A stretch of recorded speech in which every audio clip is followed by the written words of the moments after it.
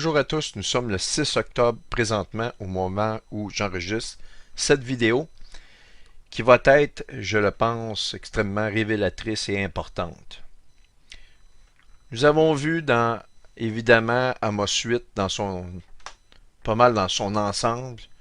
Je ne vais pas revenir là-dessus, mais ça correspond à l'éclipse qui vient. On a vu en détail toutes les parties de ce chapitre-là de Amos, qui est le chapitre 8.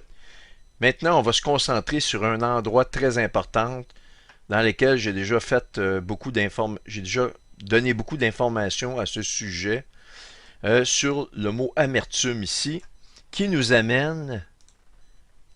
amené dans Apocalypse 8, chapitre 8, les versets 10 et 11, sur la fameuse grande étoile ardente dont le nom nous est donné, qui est absinthe ici.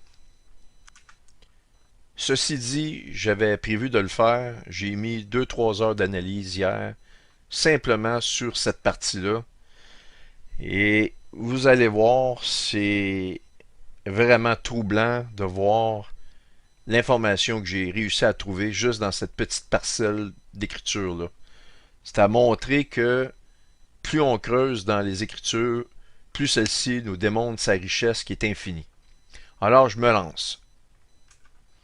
On a vu l'apparence du mot absinthe qui signifie wormwood en anglais et en langage ukrainien et de la Russie signifie Tchernobyl qui veut dire absinthe. On a vu que les radiations font en sorte que lorsque votre corps est irradié, vous avez un goût de métaux très amer à l'intérieur de votre bouche. Nous avons vu ces choses-là. Mais maintenant, moi, ce qui m'a interpellé, c'est le fait qu'on parle d'une étoile ici, d'une grande étoile, OK? On mentionne même le mot, le qualificatif grande à l'étoile. Alors ici, c'est notre Soleil. Et notre Soleil est loin d'être l'étoile la plus grosse dans l'univers. Il y a des étoiles qui vont faire paraître notre Soleil exactement à la grosseur de la Terre, ici que vous voyez la petite boule bleue, comparativement au Soleil lui-même. Alors, ici on voit la Terre, qu'est-ce qu'elle a l'air par rapport au Soleil? Alors, si la Bible nous parle d'une grande étoile qui va frapper la Terre, et grande étoile signifie plus grand que le Soleil, et je vous donne un exemple, on en a une excellente idée ici. Voyez-vous, c'est notre Soleil. Si la Terre était là, on ne la verrait même pas. Ça, c'est notre Soleil. Ça ici, c'est Aldébaran qui est dans le Taureau. Ici, on a Sirius, Rigel, Pollux. Voyez-vous, c'est Betelgeuse ici qu'on voit. Et Betelgeuse signifie celui qui vient rapidement. Et comme je l'ai montré, elle est dans la ceinture d'Orion. Et c'est cette étoile-là ici qui montre des signes de variations énormes, si vous voulez, de magnitude, et j'en ai déjà parlé. Fait que c'est juste pour vous donner un exemple, qu'une grande étoile, bien, si on parle juste de Betelgeuse qui vient frapper la Terre, qu'on voit même pas ici, comment la Terre peut survivre à une telle chose? Donc, c'est là qu'on doit analyser puis se questionner, il faut partir de logique. Alors donc, je me lance dans l'analyse et on va aller dans la Strong pour ce faire. Vous allez voir, vous allez être étonné de ce que je vais vous montrer là. La première chose que je me suis dit, il faut que j'analyse si le mot étoile ici, qu'on voit, est le même que celui qu'on retrouve, par exemple, dans le chapitre 12 de l'Apocalypse, lorsqu'il nous est dit que le grand dragon va balayer le tiers des étoiles avec un S, s'il vous plaît, avec sa queue, versus ici l'étoile au singulier. Mais je voulais savoir si c'est la même concordance. On va regarder ça rapidement. Alors, on voit que le grand dragon, c'est dans chapitre 12, verset 4. A third part. Un tiers des étoiles du ciel, of the stars of heaven, on le voit ici. Donc, le mot ici, stars, est avec un S, donc c'est étoile au pluriel. On voit la concordance 792. Je vous la montre rapidement. 792, vous le voyez ici. Maintenant, on va aller ici, dans Apocalypse, le chapitre 8, et dans lequel on voit une grande étoile, a great star, comme on le voit ici. Eh bien, c'est effectivement la même correspondance, 792, un star, vous le voyez apparaître ici. Maintenant, si c'est la même référence, on a lieu de se questionner sur le fait qu'ici, pourquoi que c'est au singulier, versus, dans le chapitre 12, on nous parle de stars. Eh bien, voici ce que j'ai découvert. En fait, c'est que ce mot-là, ici, on va lui attribuer le pluriel ou le singulier selon le contexte. C'est contextuel. J'ai fait les recherches et je le confirme. Donc, on se dit que effectivement, si le tiers des étoiles du ciel tombe sur Terre, eh bien qu'il y a plusieurs étoiles. Même si je vous disais seulement 1% des étoiles du ciel, on parle de millions d'étoiles, il faut mettre un S. Versus ici, dans le chapitre 8, on n'a pas grand-chose dans le contexte qui nous fait dire qu'il faut mettre un S. Mais est-ce que c'est vraiment cela? Eh bien, je vous le dis d'avance, au moment où ça a été traduit ici, il était impossible pour ces gens-là d'imaginer les technologies ou les objets dans lesquels nous avons maintenant qui peut nous faire penser qu'il faudrait peut-être ajouter un S ici et qu'il ne s'agit pas d'une étoile, mais de plusieurs étoiles. Puis je vais tout vous montrer ça en détail. Maintenant, depuis des années, j'ai été le seul à me battre contre... me battre est un grand mot, mais à ne pas être d'accord. Et j'ai vu plein d'eschatologues aux États-Unis, dans le monde anglophone, francophone. C'est une étoile, là, il monte comme un gros astéroïde qui frappe la Terre. Écoutez, ça prend pas un astéroïde tellement gros pour mettre fin à toute vie sur Terre.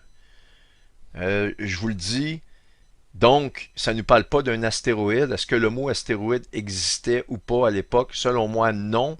Donc, il parle en termes d'étoiles. Mais si ce que je viens de vous dire est vrai, il se peut qu'un objet brûlant qui vient dans l'atmosphère soit appelé avec le mot de l'époque, c'est-à-dire une étoile. Mais maintenant, regardez ce que je vais vous montrer. Il faut aller voir ici une grande, qu'est-ce que ça veut dire? La plupart d'entre nous, quand on le lit, on se dit hey, c'est une étoile énorme, mais comme je viens de vous montrer, ça ne fait pas de sens. Une grande étoile qui frappe la Terre, on oublie ça, on n'est plus là. Donc, allons analyser le mot grande ici. A great star. Allons voir, c'est la concordance 3173. Regardons ceci. Donc, nous avons comme première signification grande, effectivement, et donc la traduction n'est pas erronée. Mais regardez ceci. On a plusieurs autres correspondances ici. On nous confirme que ça peut être de sa forme extérieure ou de ses dimensions. Mais regardez une des significations qui peut être vraiment attribuée à ce mot-là ici qui se prononce Mégas, ok? Et qui est la concordance G3173 pour dire grand ou grande. Eh bien, ça ici, c'est réellement intéressant de le voir. On voit ici un B de nombre et de quantité. Nombreux, grand, abondant en quantité, en nombre. Alors, moi je prétends que le mot ici, ça veut dire plusieurs étoiles, une grande quantité d'étoiles. Là, restez avec moi si vous n'êtes pas convaincu. Je ne pourrais pas rien faire de plus, mais je vous le dis. Gardez en tête qu'une étoile ne peut pas frapper la Terre. C'est impossible. Et si c'était un météore à cette grandeur-là, à cette grosseur-là, il faudrait que ce soit un météore qui soit radioactif. Et sincèrement, jusqu'à preuve du contraire, il se peut qu'il y ait des parties de radiation, mais pas au point de détruire les réserves d'eau. Et on est d'accord qu'en dehors de détruire des réserves d'eau, pas un météore, mais un astéroïde, je voulais dire astéroïde, un astéroïde d'importance ne ferait pas juste que détruire les réserves d'eau et les rendre amères. Il y aurait de la destruction, il y aurait plus que cela. Alors, c'est pas une étoile, ce n'est pas un objet céleste, je vous le dis. Et le mot great ici veut dire en quantité, il faut ajouter un S. Alors donc, continuez de me suivre. Ça nous dit d'autres caractéristiques ardentes, comme un flambeau. Allons voir ceci dans la concordance. Burning 2545, comme un objet qui est illuminé comme si elle brûlait. OK? Une lumière, mais pas une lumière comme on peut voir de lumière normale, comme une lumière d'une voiture ou une lumière à l'intérieur d'une maison, mais comme une lumière qui dénote le feu. OK? Ensuite, comme une lampe, une torche, une lampe, comme une lampe qui a le feu qui a été allumé avec l'aide d'huile, comme on peut penser à la torche comme un peu la torche de la Statue de la Liberté. Et maintenant, et elle tomba sur le tiers des fleuves et sur les sources des eaux. Pouvez-vous imaginer un astéroïde qui a peut-être le tiers de la surface de la Terre, qui rentre en collision avec la Terre, mais c'est pas compliqué, la Terre part en 1000 miettes dans l'univers, elle est totalement pulvérisée. Il n'y a plus d'histoire biblique, il n'y a plus hommes qui vivent, il n'y a même pas de bactéries qui vont résister à cet impact-là. C'est inimaginable, parce qu'ici, c'est très différent. Ça nous dit que ça va tomber sur le tiers des fleuves et des autres sources. On parle d'une très grande étendue, c'est une étendue qui est de grandeur continentale. Alors, c'est une autre preuve que ça ne peut pas être une étoile, mais des étoiles. Elles doivent être toutes petites ou assez petites pour arriver à se répandre sur une grande surface sans détruire la planète Terre, mais elles doivent rendre les eaux radioactives ou absinthes. Et on a une confirmation, comme je l'ai vu, que le tiers des eaux vont être changées en absinthe. Le tiers des eaux changées en absinthe, il faut le lire comme le tiers des réserves d'eau de la Terre deviennent radioactives. Et ici, c'est différent. Ce n'est pas le tiers des eaux radioactives, mais c'est le tiers des fleuves où c'est une surface. On parle de plusieurs fleuves au pluriel. Alors, ici, c'est elles avec un S tombèrent sur le tiers des fleuves. Je ne suis pas en train de réécrire la parole. Je l'analyse à partir de la concordance. Je vous donne les preuves. Mais il était impossible d'avoir une compréhension.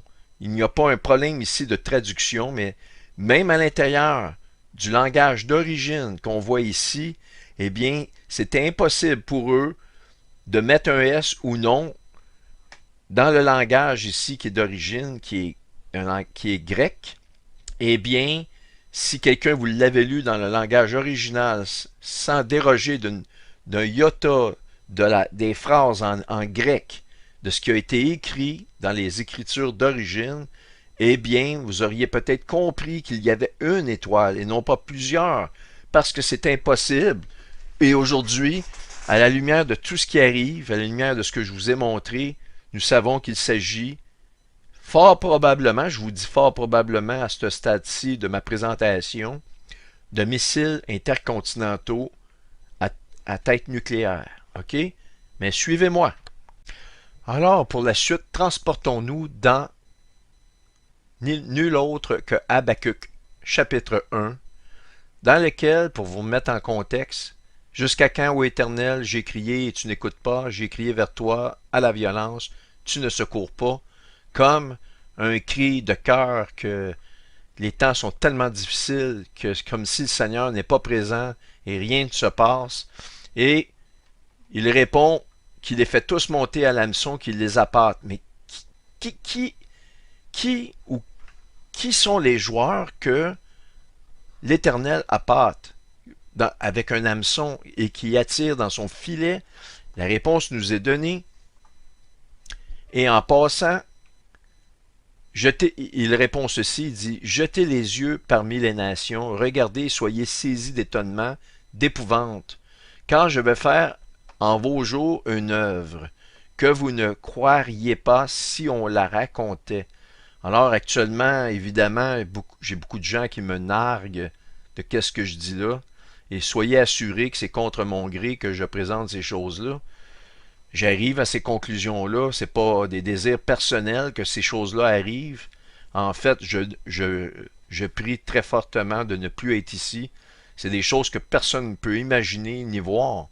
En fait, c'est totalement inimaginable et c'est à la lumière de la parole que j'en arrive à la conclusion que c'est exactement ces événements-là qu'on doit s'attendre très prochainement.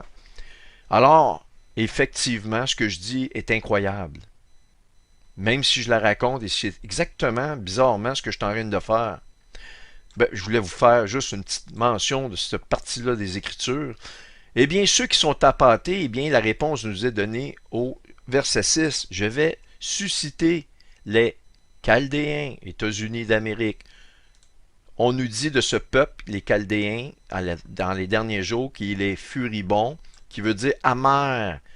C'est un peuple amer, comme le même mot qu'on a dans Tchernobyl ou Wormwood, qui fait référence aux radiations. Un peuple amer et impétueux, qui traverse des vastes étendues de pays pour s'emparer des demeures qui ne sont pas à lui. On va voir, on va regarder ça parce que ça c'est incroyable ici.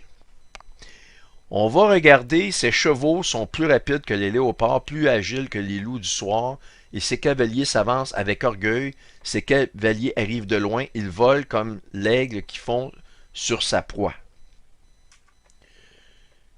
Pour ce qui est de furibond, je l'ai déjà montré, c'est amer, amertume, le même mot qu'on a dans absinthe, qui désigne l'étoile. En fait, on sait que c'est les étoiles, ok, qui tombent et qui rendent le tiers des eaux amères. C'est exactement le même mot, ici, furibond, là, ok. Maintenant, on va aller voir impétueux. Alors, impétueux, c'est hasty. Vous voyez ici pour furibond, c'est bitter, c'est le même, 47-51 exactement, j'y reviendrai pas. Hasty, on nous dit un peu comme des gens, quelque chose de impulsif, ok? On parle de prompt. On parle de hâter les choses, to hasten, ok? Precipitate, précipiter, impétueux. Donc, pousser les choses, autrement dit, amener rapidement. Mais regardez ce qu'on nous annonce concernant les États-Unis à propos de l'accord de paix qui inclut Israël. Et tout cela est sorti cette année, 17 mai 2023. L'administrateur de Biden fait pression pour un accord de paix avec l'Arabie Saoudite et les Israéliens d'ici la fin de l'année, selon les responsables. Et nous voyons, ça c'est avant l'été, en fait c'est au début de l'été. Nous avons eu la fête des trompettes, l'Assemblée des Nations Unies, tout se confirme. Maintenant on nous parle de signature à portée de main. Et leur objectif c'est avant la fin de l'année. Mais faire pression, ok? C'est les États-Unis qui fait pression sur les joueurs qui sont l'Arabie Saoudite et Israël pour en arriver à un accord signé pour amener la paix. Et on nous dit du pays des Chaldéens qu'ils sont impétueux dans le sens de pousser les choses. Maintenant, ça nous dit ceci, qui traverse des vastes étendues de pays pour s'emparer des demeures qui ne sont pas à lui. Est-ce que, oui, il y a quelque chose de caché? Tiens, je vais vous le montrer. Qu'est-ce que ça signifie? C'est incroyable. Regardez ça. Ici, là, je vous traduis ça, qui veulent posséder des endroits qui ne sont pas les leurs. OK, mais on va aller voir la profonde signification de cela. to possess. Ici, on peut voir que c'est confirmé, c'est saisir, euh, prendre possession de, hériter de quelque chose, ok? D'endroits qui ne sont pas les leurs, c'est ici que je vais vous demander de retenir votre attention. Dwelling places, ok? La résidence, incluant la résidence d'un berger. N'est-il pas vrai que le Seigneur est le bon berger? Incroyable. Et aussi l'endroit d'un temple. Spécifiquement un tabernacle. Le temple. Alors donc, à quel endroit, quel pays a un temple à saisir? Quel pays a un territoire et un temple à saisir? Eh bien, vous le savez, je vous donne la réponse quand même. Eh bien, la réponse est Israël. On peut pas, on ne peut pas, je ne pense pas que quelqu'un va vouloir s'obstiner avec ce que je montre là. Je vais recevoir des objections du genre de me la fermer, qu'il n'y a rien qui va arriver, ça, je n'ai pas de problème avec ça, mais j'ai jamais d'objection qu'on me montre à partir des Écritures que ce que je montre ici est faux. Alors, ça nous démontre encore la profondeur des Écritures. Que l'endroit, ce n'est pas comme on peut le lire a priori, comme on le voit ici, des demeures qui ne sont pas à lui. Mais oui, ça, c'est pas une mauvaise traduction, mais ce qu'on voit ici pour demeure inclut des temples. Wow! Incroyable! Et ils sont impétueux, donc ils veulent hâter les choses. On a vu la pression, mais maintenant, c'est un article qui date quand même du mois de mai. Le 17 mai pour être plus exact. Mais depuis ce temps-là, il y a eu de l'évolution dans ce dossier-là. Et c'est de l'évolution qui semble être prophétique parce qu'il y a un qualificatif qu'ils ont rajouté dans leur vocabulaire de l'annonce, de l'approche de cet accord de paix-là qui va être signé bientôt. Et quel est ce mot? Eh bien, je vous le montre et je vous en montre les implications prophétiques qui semblent nous indiquer qu'effectivement, nous n'en avons plus pour longtemps et que tout se confirme, que tout va aller de l'avant maintenant, qu'il n'y aura plus de retour en arrière. Eh bien, un article qui a sorti le 1er octobre, c'est vraiment vivant dans nos temps. All sides have hammered out. OK? On va aller à un article du octobre, le 2 octobre qu'on voit ici. Jérusalem et Riyad have hammered out. Bon, qu'est-ce que ça veut dire? Eh bien, c'est une expression qui signifie qu'ils ont conclu une entente, mais à partir de énormément de difficultés et de discussions ardues. Et là maintenant, c'est comme dire, imaginez-vous une grosse masse, parce que hammer veut dire une masse. En français, ça veut dire une masse. C'est comme on rentre le dernier coup de masse dans une entente ou dans quelque chose pour terminer le travail, mais non sans difficulté et effort physique. Mais là, regardez bien le mot ici, je l'ai mis en anglais parce que j'ai fait par exprès, parce que en français, la Bible change les mots et ça dit un peu ce que ça veut dire, mais vous allez comprendre, suivez-moi. Donc, to hammer out, la signification, c'est marteler. C'est travailler laborieusement, c'est-à-dire avec beaucoup d'ardeur, de difficulté sur les détails d'un plan ou d'un accord, ok? Et marteler nous rappelle le marteau. Vous martelez avec un marteau. En rappel rapidement, Jérémie 50. Vous savez, les Chaldéens, eh bien, si on va au verset 23, curieusement, verset 23. Et quoi? Il est rompu, brisé le marteau de toute la terre. Vous pouvez pas trouver des explications euh, dans votre logique humaine qui sont capables d'expliquer la précision de la parole de Dieu en ce moment même.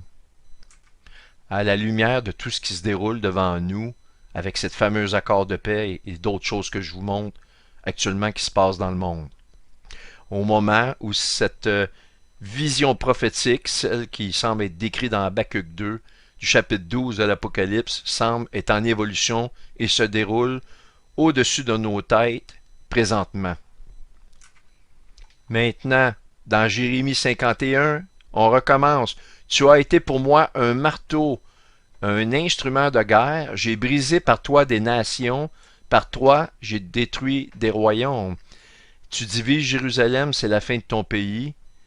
Et maintenant, ils sont en train de marteler un accord de paix. Et on va aller voir marteau ici, dans la concordance. Hammer. Hammer, exactement comme dans le mot qu'ils utilisent actuellement. Ici, vous voyez hammer. Le même mot. Et ça, c'est récent depuis le mois d'octobre. Il y a une évolution majeure, prophétique, dans leur vocabulaire. Sans le savoir, ce n'est pas juste qu'ils vont dire. Ils diront paix et sécurité parce qu'ils annoncent la paix et sécurité. Mais maintenant, nous avons ces trésors-là qui nous sortent, qui sont récents. On n'avait pas ça au mois de mai. Vous pourrez vérifier l'annonce qu'ils vont pousser. Ils sont impétueux, mais maintenant, on voit ce terme-là sortir. Et regardez ceci. Si je vais dans la concordance pour hammer, eh bien, on le voit ici, un marteau, mais to pound, qui veut dire marteler. Donc on voit que les demeures, c'est un endroit où il y a des temples. On voit qu'ils martèlent exactement comme dans Jérémie 50-51, où ce qu'il parle du pays des Chaldéens qui correspond aux États-Unis et il est le marteau, c'est celui qui martèle. Il martèle et il prend des demeures où ce qu'il y a des temples, il est impétueux, il pousse des ententes. On voit tout cela se réaliser devant nos yeux. Maintenant, regardez ceci. Ces chevaux sont plus rapides que les léopards, plus agiles que les loups du soir. On va regarder ça. C'est extraordinaire. Regardez ceci. Ah, puis juste avant, encore dans Habakkuk, A bitter and hasty nation, en anglais j'aime bien. Regardez hasty, ce que ça veut dire. Ça veut dire agir de façon excessive, en vitesse, avec urgence, pousser. On a vraiment tout ce qu'il faut. C'est exactement ce que les États-Unis d'Amérique, la Grande Babylone, le pays des Chaldéens de nos jours modernes, est en train de faire. Et c'est ça qui va signer sa fin. C'est clair, net et précis dans la parole. Tu ne touches pas à Jérusalem sans en subir les conséquences. Maintenant, regarde, on va analyser ces chevaux. Parce que je prétends que les chevaux ne sont pas une étoile qu'on appelle absinthe, mais des étoiles qu'on appelle absinthe. Elles sont comme des torches, vous vous rappelez, de feu alentour d'elles. Je vais toutes vous répondre à ces questions-là avant la fin de la présentation. Mais les chevaux, je prétends que c'est, je vous le dis, là, que ce sont des missiles intercontinentaux, je précise intercontinentaux, avec des moteurs hypersoniques. On va aller voir si la parole nous décrit pas mal ces objets-là. Ces chevaux, on commence par cela. Voici ce que ça donne. Alors, Habakkuk 1, 8. Their horses. Regardons les chevaux. Incroyable. Voyez-vous ce que je vois? Quand j'ai vu ça, mes yeux, mon esprit, j'ai été renversé, complètement renversé. Mais totalement renversé. Alors, horse, chevaux, est en deuxième position. Des chariots de chevaux en troisième position. Mais regardez ici, swift veut dire rapide. Et swallow. Swallow, en anglais, ça veut dire avaler.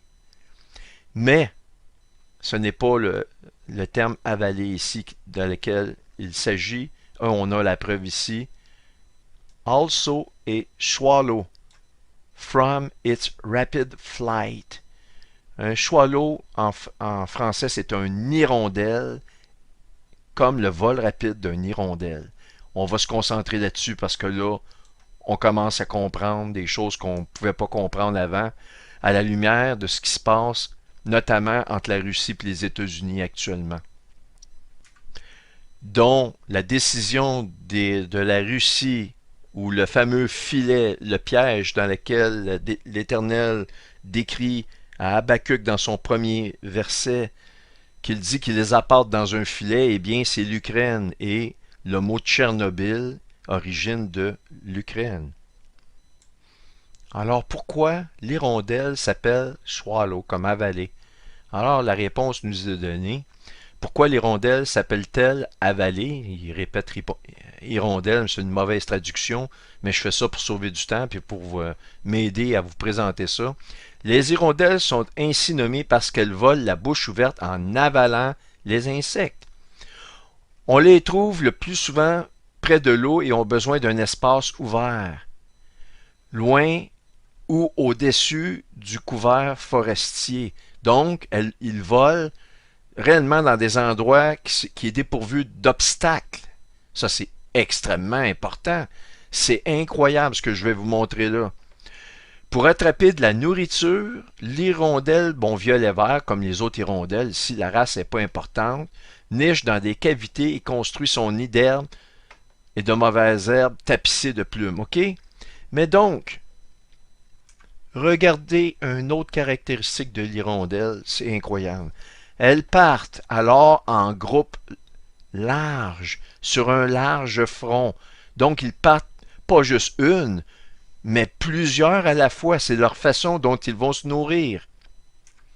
Et comme je vous ai montré dans Apocalypse 8, il ne s'agit pas d'une étoile, mais de plusieurs étoiles qui ont l'air de flambeaux ardents, comme des torches qui tombent du ciel sur une étendue de plusieurs fleuves et qui va détruire le tiers des réserves de l'eau du monde.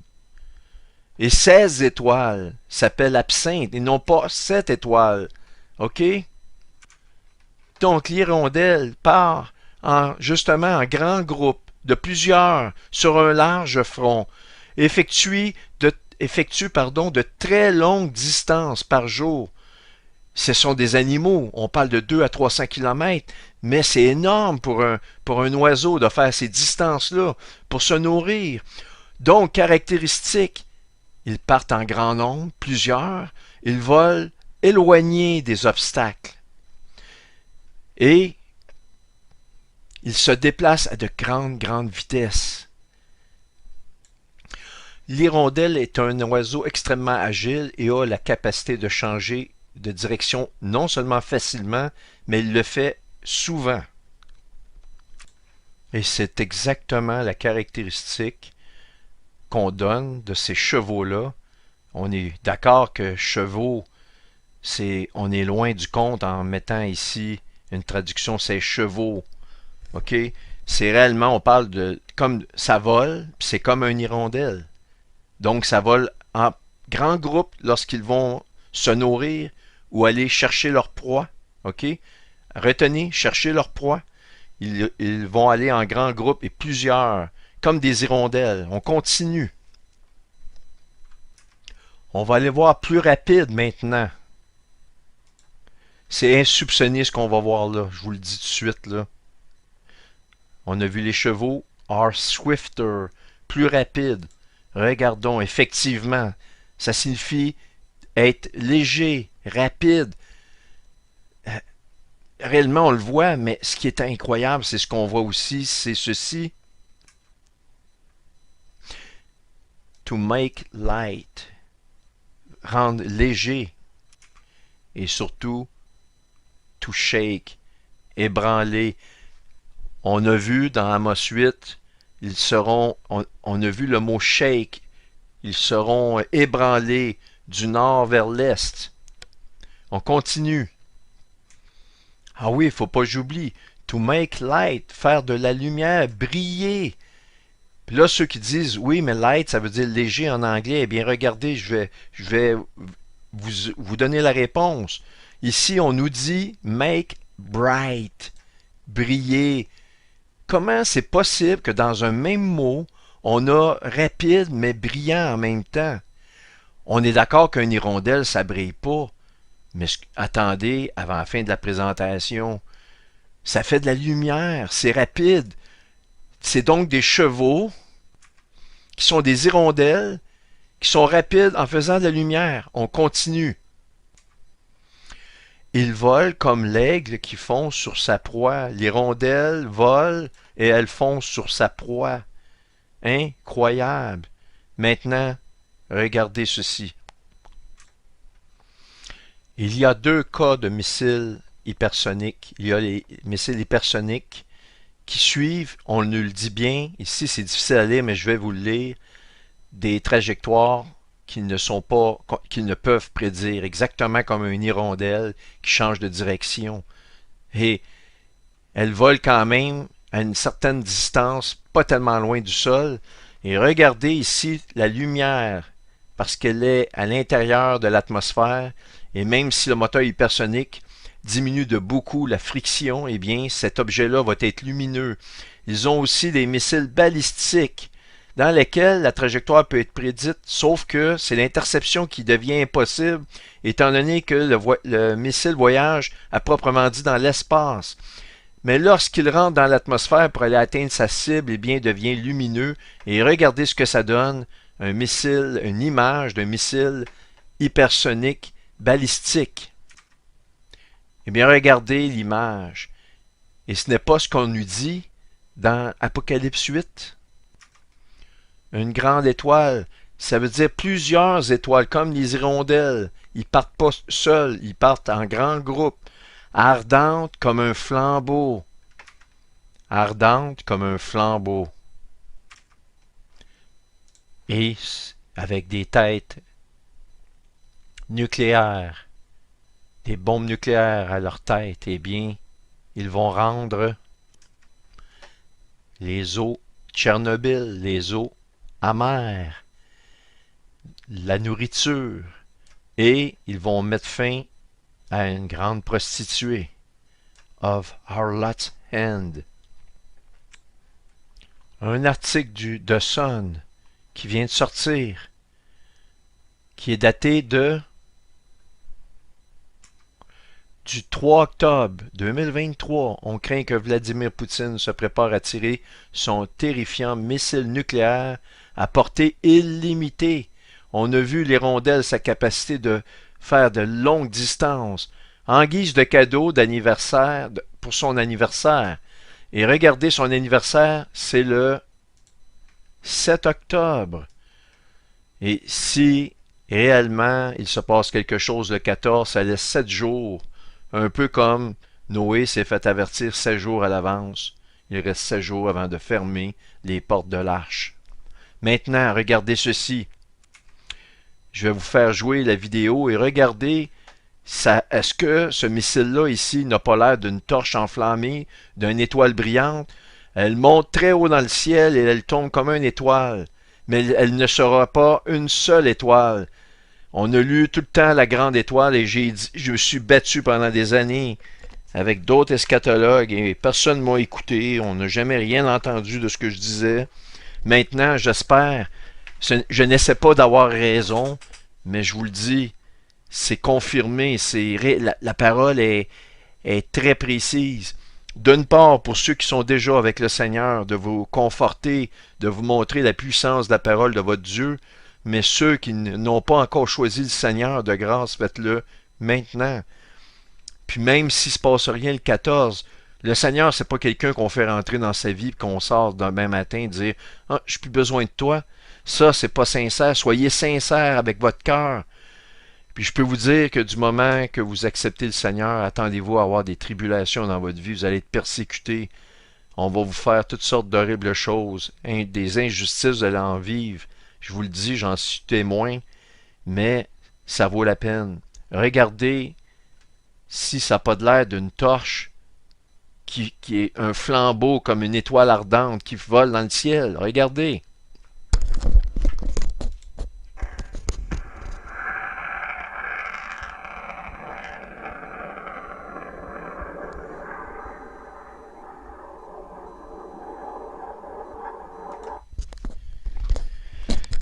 Maintenant, regardez ceci, c'est réellement le maximum de la présentation.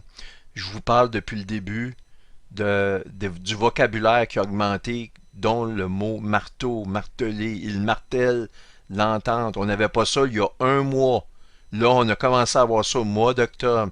Regardez, je suis en train de vous produire des vidéos sur la destruction des États-Unis. Je vous ai montré le tiers des ressources d'eau, etc. et beaucoup de détails. Regardez ce qu'on a commencé à dire. Article qui date du 2 octobre. Ici, les missiles sont appelés les Flying Chernobyl.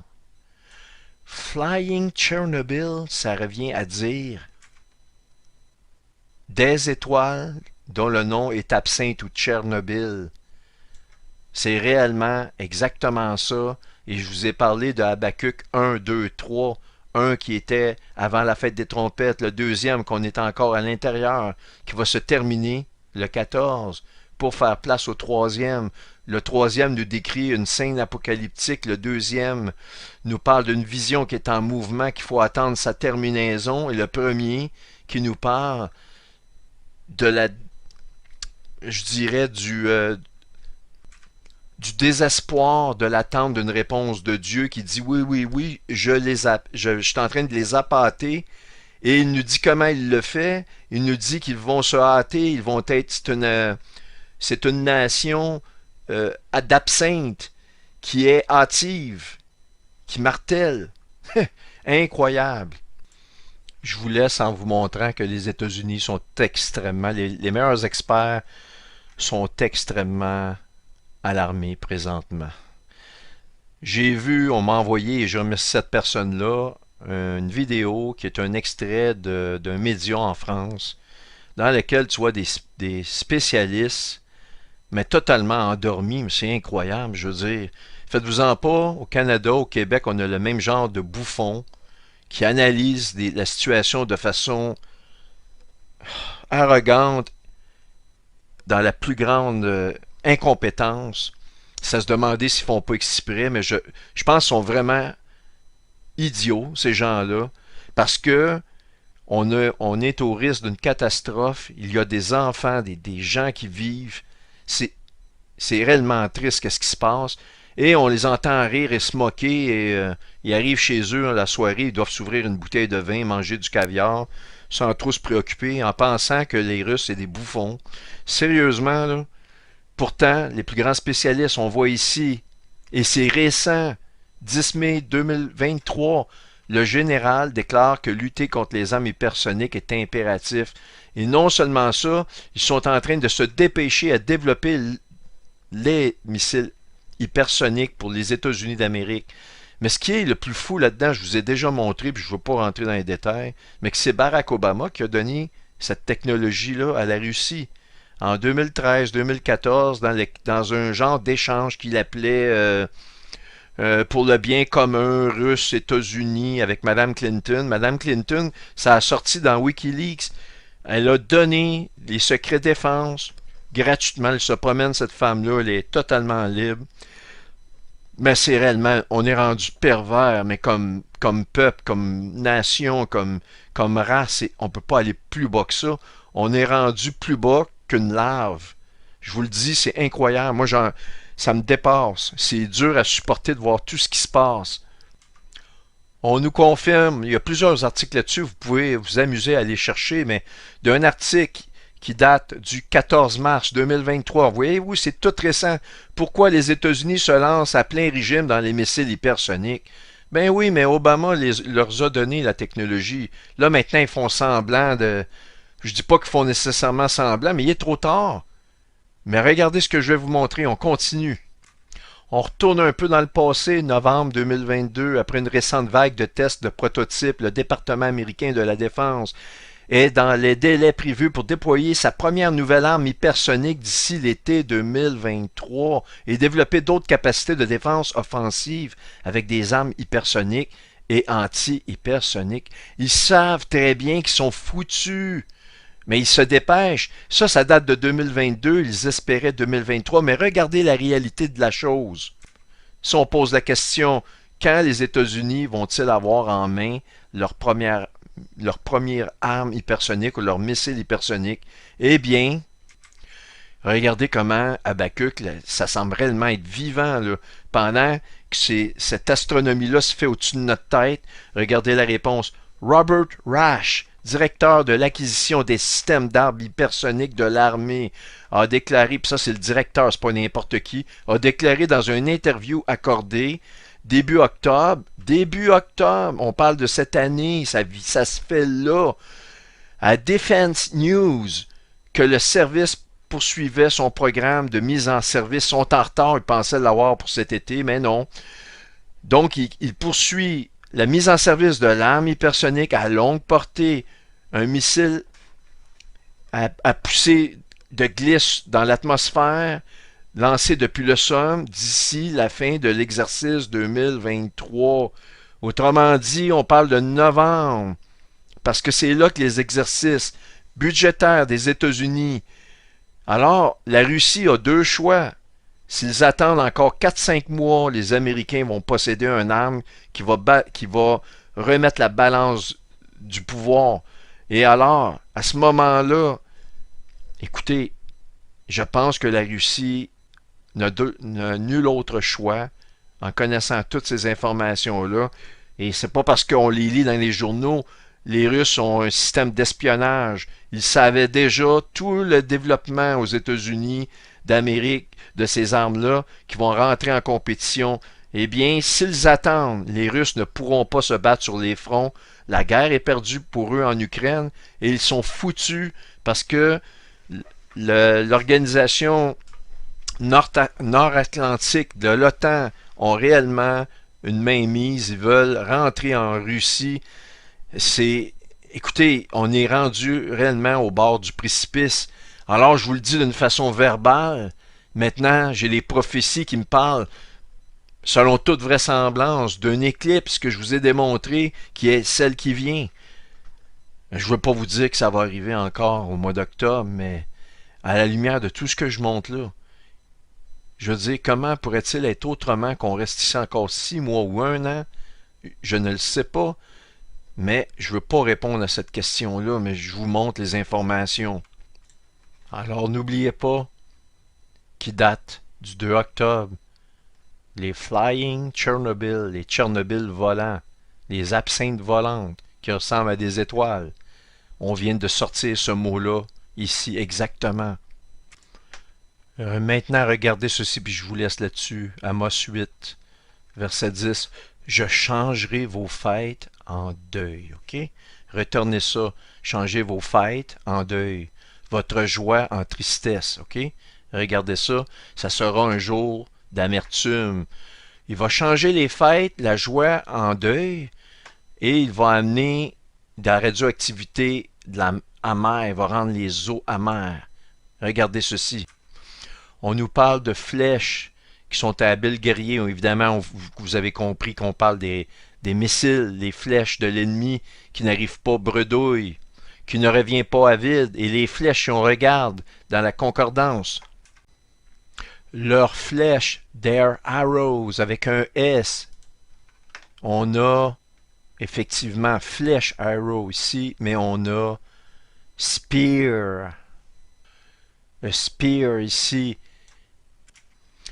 qui veut dire une lance, mais on a aussi la pointe de la lance, plus particulièrement la pointe de la lance ou un dard.